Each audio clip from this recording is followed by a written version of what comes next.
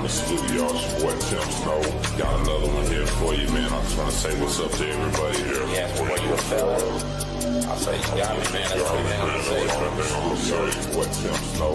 Takes for the story from the studio. It's your boy Tim Snow. Takes for the story from the studio. It's your boy Tim Snow.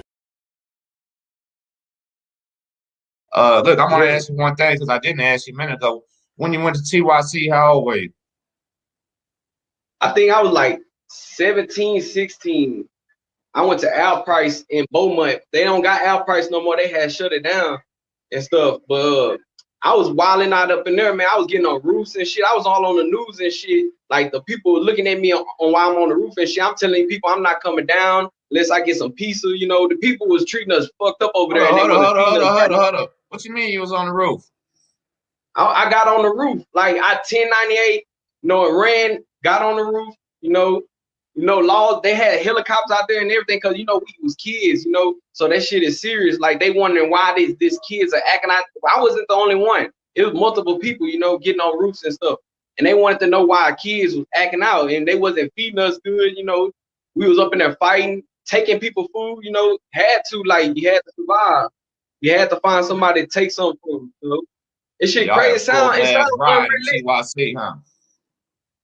You said what? I said y'all had a full blast ride in there.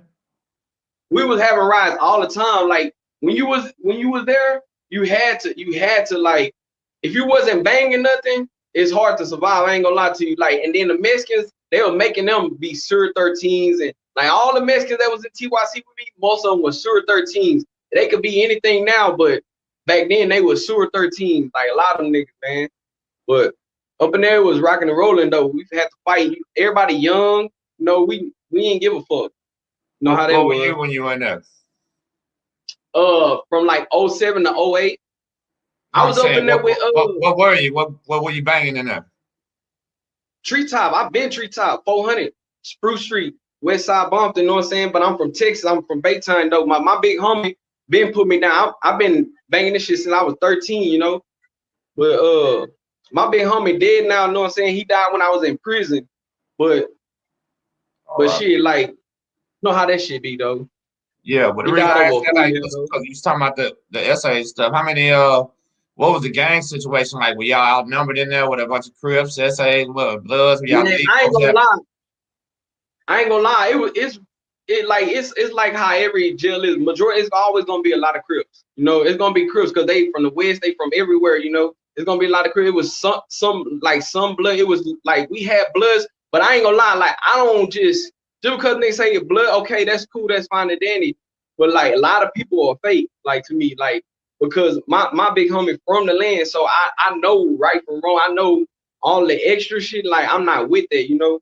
But I don't like tell the people, oh, you fake, you know what I'm saying? Because I'm from Baytown where I grew up with a lot of fake bloods, you know what I'm saying? A lot of fake Crips, like, so I don't tell a nigga like, hey, you this, you know what I'm saying? I just know who real and who not.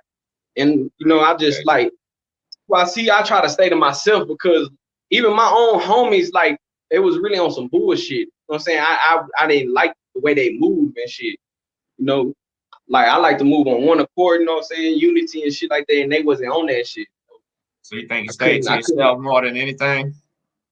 More than anything on the cool, and they know I'm gonna squabble. I don't give a damn about fighting. Like fighting ain't nothing to me.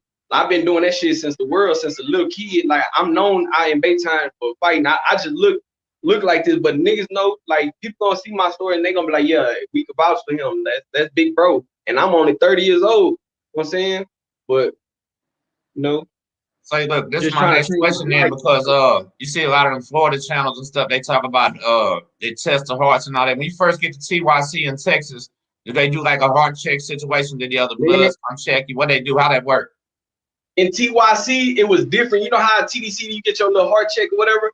In TYC, and they gonna try to take your food. That's how they heart check you. They gonna see if you gonna fight for your food. That's how they heart check you. And once you let them take your food, they gonna forever take your food. They gonna forever hold you. They gonna forever like handle you. You know what I'm saying? Like, and that first time I went to TYC, a nigga tried to touch my shit. I went in his face with that tray. Like, I'm not about to play. You know what I'm saying? Like, I was stiff in the world while I'm coming to juvenile or anything. and be soft. You feel me? That's just not me. That's how not my big homie didn't raise me like that, you know. And my big bros like Crips, Bloods, it don't matter. Like I can have people that I look up to, you know what I'm saying? They might be Crip blood folk, Mexicans and everything, but I wasn't raised like that, you know what I'm saying? So I'm not about to let nobody take nothing from me. Did you see some folks on their first day give up their tray? Yeah, a lot of times. Like niggas, and then it be fucked up because niggas I knew from the where I had to save niggas. Like I had a partner, man, like I don't want to say no names, but like my little nigga, bro, let niggas take his food and shit. And he killed my homeboy. So I'm like, oh nah, nigga, y'all give him that back. I'm not tripping on fighting the whole tank. Y'all gonna have to jump me and him. Cause if I go back to the world and let that go down, his people gonna look at me like, bro, you let my cousin get his shit took, you know what I'm saying? Stuff like that. So I couldn't let it go down like that, you know what I'm saying? I couldn't let it go down like that. He like people to me, you know. Me and his people is cool. Like we grew up together. Sandbox, you know. So I couldn't let that shit go down. Hey, that's one thing about it. If you ain't got loyalty, brother, you ain't got nothing. That's real facts. You know that. Yeah, for real. Sometimes though, I be fucked up with myself because I be like, damn, I'm steady trying to save this nigga. But he curling under pressure. He making us look bad. You from my city, Baytown, you know what I'm saying? Like, you can't be doing that. Like, you gotta be still, you know what I'm saying? And hey, listen, my story about when I got jumped on in the feds. I got jumped on trying to stand up for a dude. Then as soon as they jumped on me, he called PC, bro. So trust me, I know the feeling. You know what I'm saying? Everybody ain't real. And sometimes, you know, it took me till I was 40 to realize I ain't riding with everybody. I don't give a damn if she's a Crip, Galveston, whatever, man. I gotta pick and choose nowadays. You know what I mean? One of my close partners was from Galveston, Lil Kiki. That little nigga is a real live little gangster, bro. This nigga the shortest nigga. But we was on Ferguson. It was me, him, Die Hard, and it was Be Ready and one Crip nigga from like from Como, and it was a folk nigga from New Orleans. It was only us right there. All right, a Mexican stabbed my homie, bro, Mop.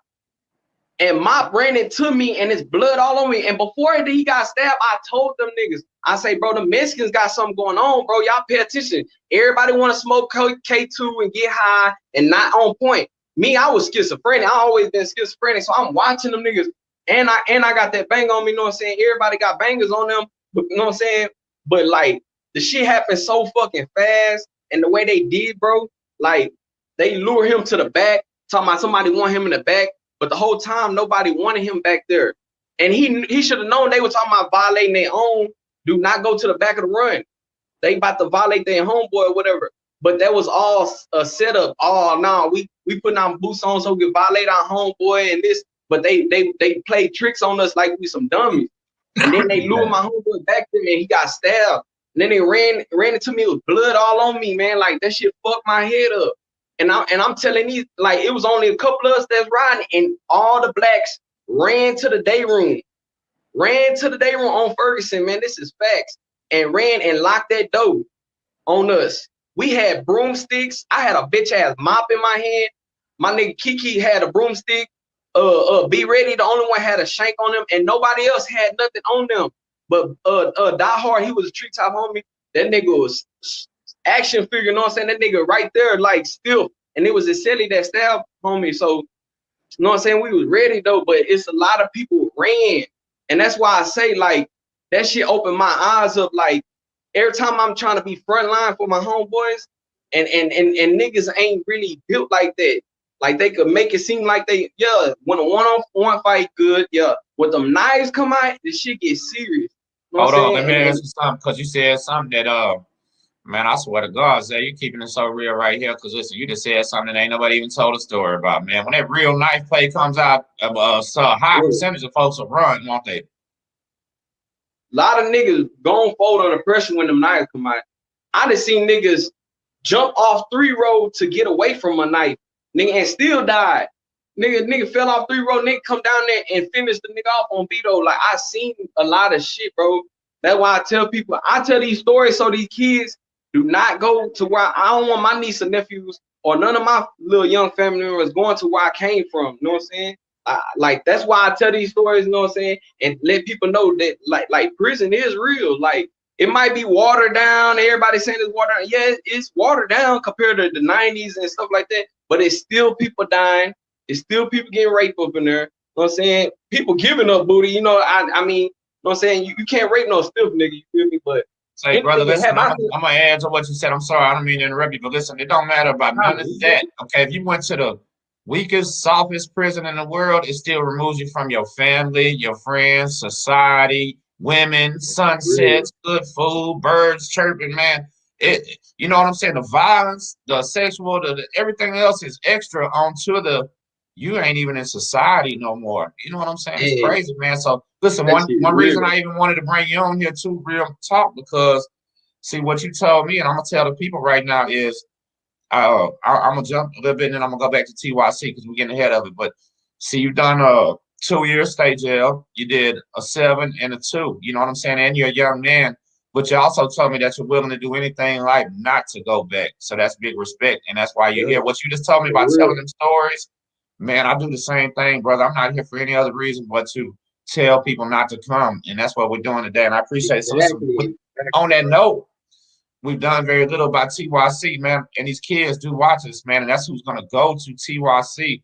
Tell them 1 or 2 stories that you've seen some crazy, some in TYC that they do not want to go, some that'll scare them. Many little boys don't even know if their hands work good or not.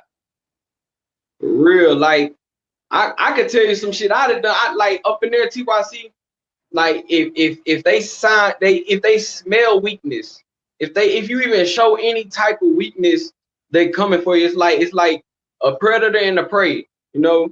And like in TYC, you got food, I got food. They make sure they give everybody food, you know. And if you cannot fight, your food gonna get taken, and we might leave you some vegetables if I'm a nice person, you know. That's how people was like, and it's messed up that was my mind frame back then. Like it messed me up now because I know how good of a heart I got, you know, and it messed me up that I used to think like that. I used to be like, oh, I'm gonna take his nigga. I'm hungry than this. Fuck that, you know what I'm saying? But it's not all about that. Like my mind frame was messed up because prison and jail and juvenile, all that stuff mess you up. It make your way of thinking is totally different than how you normally supposed to think. But one time, a dude tried to refuse to give me his tray. So I told him, all right, bet. You think you tough? I slammed him on his head, and I swear I never seen that much blood besides when I seen the TS get stabbed. I swear I seen so much blood on that floor that I thought I killed that man. And I got scared than the motherfucker. And like, I tried to go hide on my bunk, and they recorded, they went to the cameras and reviewed the cameras and told me, get your ass up. Like, we know you did that. Like, we reviewed the cameras and everything. Like, you know what I'm saying? The dude already told on me and everything too, but they had to make sure they got the right person, you know? Because they really thought listen, hold on. This is the other side to that gangster ass shit, brother. You keeping it too fucking real here today. Salute for you, man. Because look what you just told these kids. Hell yeah, I took his shit, slammed his motherfucking head, but it was too bad. And then you got worried, huh, man? How you was feeling when you thought you killed his ass? I'm thinking I'm about to get a life sentence or something. I'm not about to see my mama, you know. No, I'm 17, 18, kids still. Like, it fucked me up. I was like, dang. Then they calling me, talking about they reviewed the camera. So I'm like, damn, I know I'm out of there. Like, I know I'm out of there. Like, they know that I'm the one that did it. Because everybody else want to jump in afterwards and try to get a little name. But really, I already fucked the nigga up. Everybody, and kicking them and stuff, you know. But really, I'm the one that slammed him. You know what I'm saying? So they wanted me. They didn't even care about nobody else. Right. So they pulled me out. To know, man, it's results. Sometimes it's instant consequences that you do not expect, even on the fucking inside. Whether you get caught out here, you might get caught in there within 2 minutes, huh, man? What? For real, a cell phone, that's all it takes. Boom, you think you good. Oh, somebody got a cell phone, I can use a cell phone. Man, you could see some time behind them cell phones. I'd have been there and seen it. You know what I'm saying? I'd have seen it all, bro. Big facts. So listen, we're gonna skip a little bit more because we ain't gonna take your whole story. We know, and I'm telling too, you are gonna start a channel too, man. I'm like Zay, we're gonna work with him and do a few more things, and we're gonna help him start a channel too, because that ain't enough in Texas right now. But yeah, listen, you say you did 2 years in Larry Gifts, which to the general public, that probably don't sound like much, brother, but like 2 years state jail feels like 10 years TDC, man. I know that was messed Well, I up was right on the there. TDC side though. I was on the TDC side though. Oh, okay, So okay. so it's You half was on the state jail and transfer half side. TDC. Yeah, I was on the transfer side. That's before that I was on a 7-piece. I did my whole 7. I did 2 years on Larry Guest, but before that I did a year in the county. Then I did 2 years on Beto, and then they shipped me to Ferguson. But that's the whole 7 right there, Okay, I like got you. broken down in pieces. Yeah, yeah, okay, Yeah, okay. I just started off on Larry Guest. So we'll explain that to the viewers too. Most state jails are half TDC and half state jail. You know what I'm saying? They have a transfer Yeah, side. But and actually too, they're almost like two different worlds. They both suck though. Terrible food, bad rec yard, that all kind of sorry stuff, man. What was that like them 2 years over there? I know that wasn't no fun.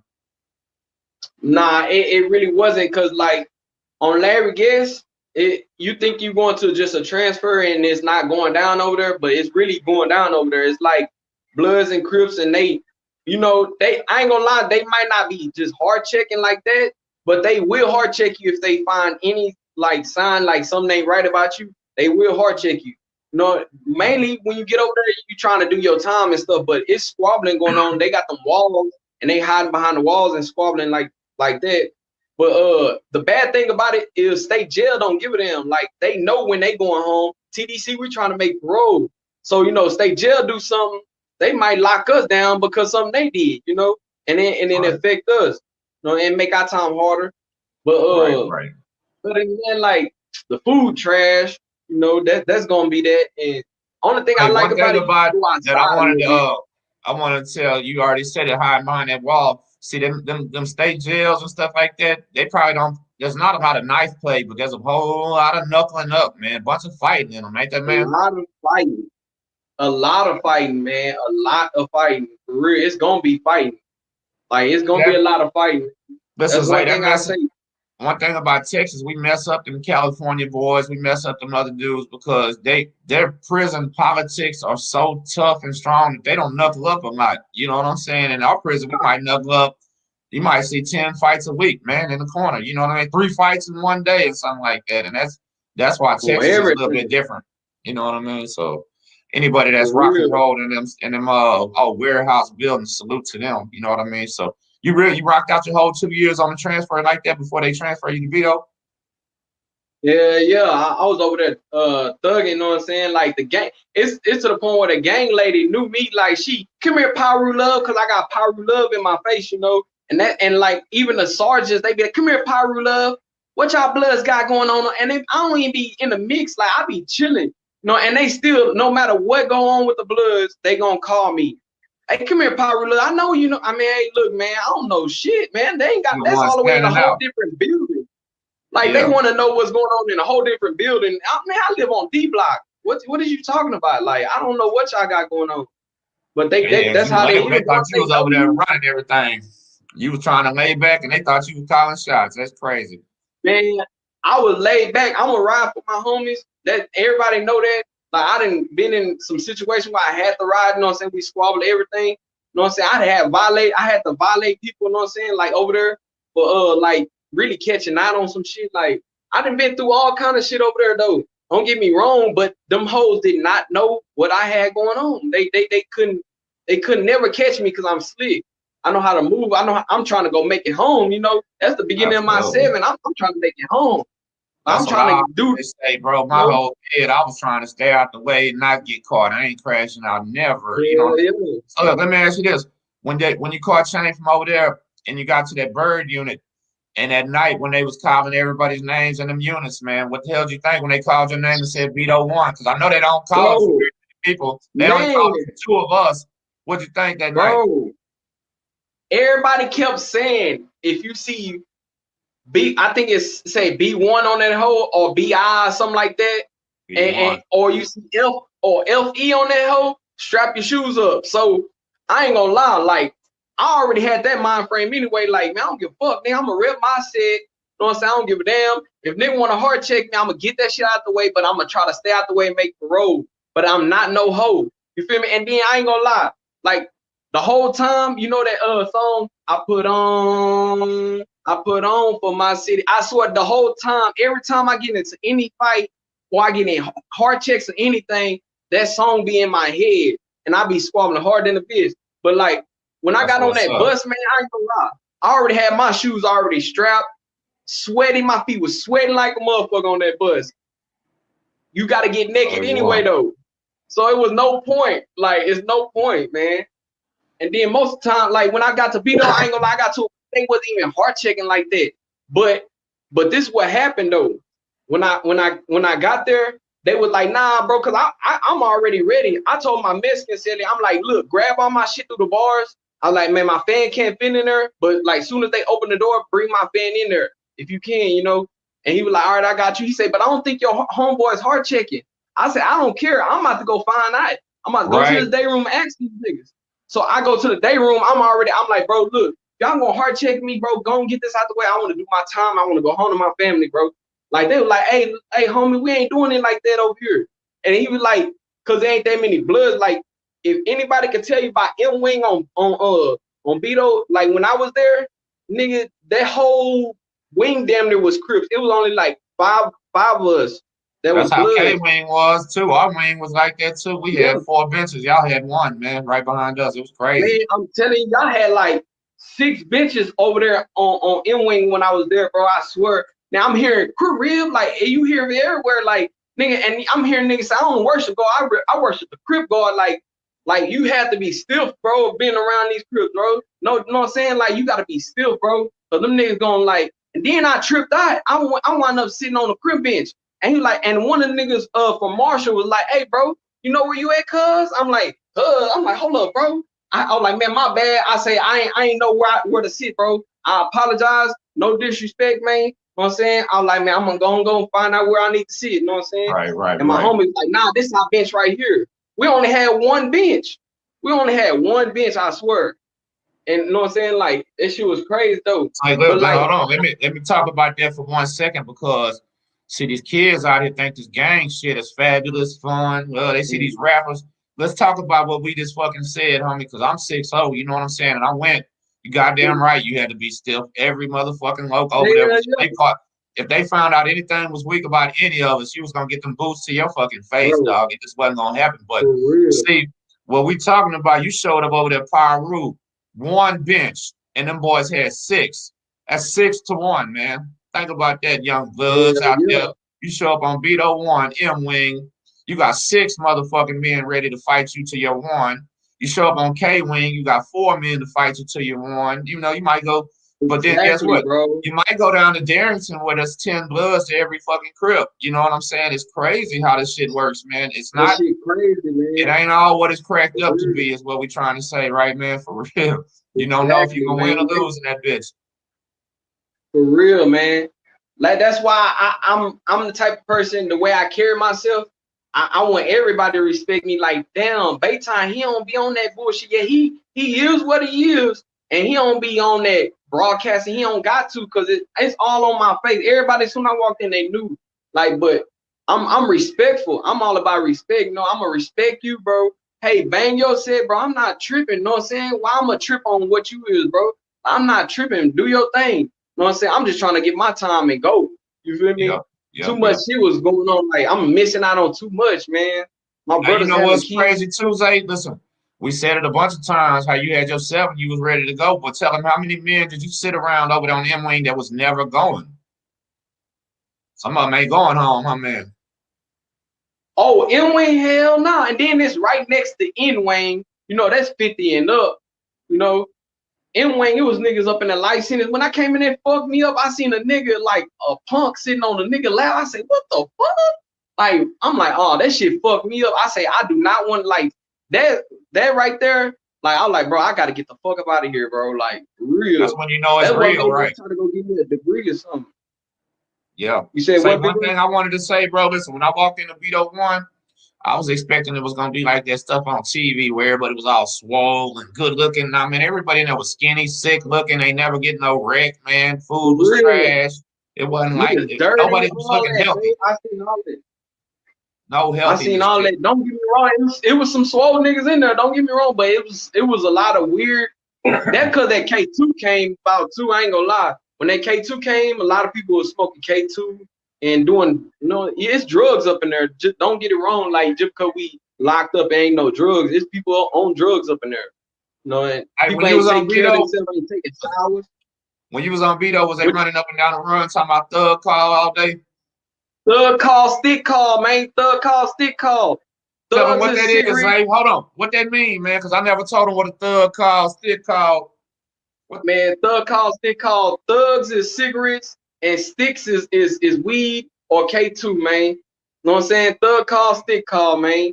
That's the easiest way. The SSI could make a lot of money. That's the main person. He the one that can move more. Like, especially if you're meeting cussing, close cussing, you can't go nowhere really that much, But like thug call, stick call, you got a nigga with a commissary bag full of commissary, but he got like sticks and he got weed and cigarettes wrapped in toilet paper and stuff, and walking to each cell. What's up? Thug call, stick call, thug call. Cell, huh, man? Like he going to every cell. Yeah, like he coming to your door like he trapping. He trapping, man. Yeah, for real. That's what they doing, man. And then it's people up in there making money. I'm not lying. Like, making more money than we is out here. I'm not lying, for real. Like, man, taking care of their kids from in prison, buying their kids swim pools and buying their wives houses and cars and stuff. Like, it's people out there really doing it, man. I mean, really up in there doing stuff, like really hustling, you know what I'm saying? Check this out. Check this out. We're going to stop this one right here on part 1, and then we're going to do a part 2. But before we close this, I'm going to let everybody know, man, my man right now here is living this good life out here right now. And shit's going on with this COVID. It's 20 degrees out here, and my man is doing this from the hotel room right now, y'all, and saying he'll never do the crime to go back. And we're going to put the Cash App in the description, man. If y'all find it in your heart, chunk my man, maybe $2, $3, whatever you can.